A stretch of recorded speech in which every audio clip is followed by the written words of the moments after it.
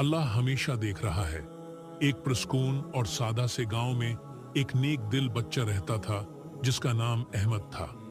अहमद की उम्र 8 साल थी। वो पढ़ने में अच्छा, बात मानने वाला और नर्म दिल बच्चा था। अहमद अपने घर में सबसे ज्यादा जिससे मोहब्बत करता था वो थी उसकी उम्मी। अहमद की उम्मी उसे सिर्फ पढ़ाई ही नहीं सिखाती थी बल्कि उसे अच्छा इंसान बनने के इस्लामी उसूल भी सिखाती थी। हर रात सोने से पहले अहमद अपनी उम्मी के पास बैठ जाता। उम्मी उसे कभी कोई दुआ सिखाते, कभी कोई सबक देते और कभी कोई छोटी सी नसीहत। एक रात उम्मी ने अहमद के सिर पर हाथ फेरा और नरमी से कहा, बेटा अहमद, याद रखना, अल्लाह हमें हर वक्त देख रहा होता है। हम कुछ भी करें, चाहे कोई इंसान हमें देखे या ना देखे, अल्लाह जरूर देख रहा होता है।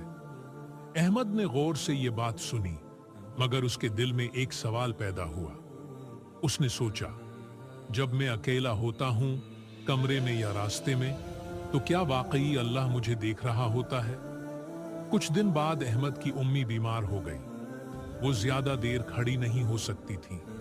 एक दिन उन्होंने अहमद को बुलाया और कहा, बेटा, अलमारी में कुछ पैसे रखे हैं, तुम दुकान से आटा और दूध ले आओ।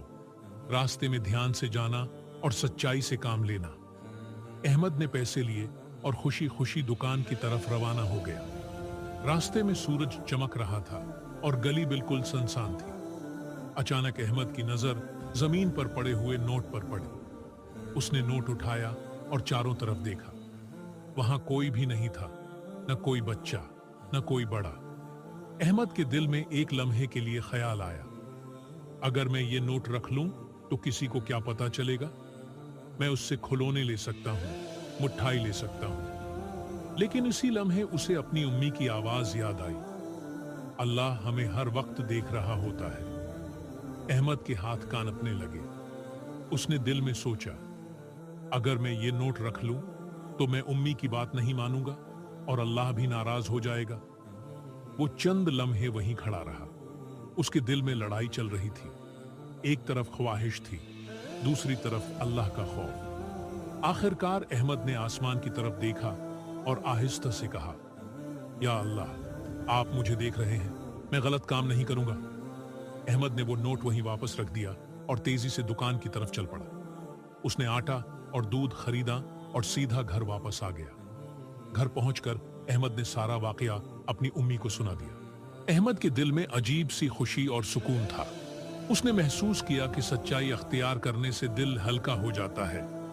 उस दिन के बाद अहमद ने पक्का इरादा कर लिया कि वो कभी भी गलत काम नहीं करेगा, चाहे वो अकेला ही क्यों ना हो।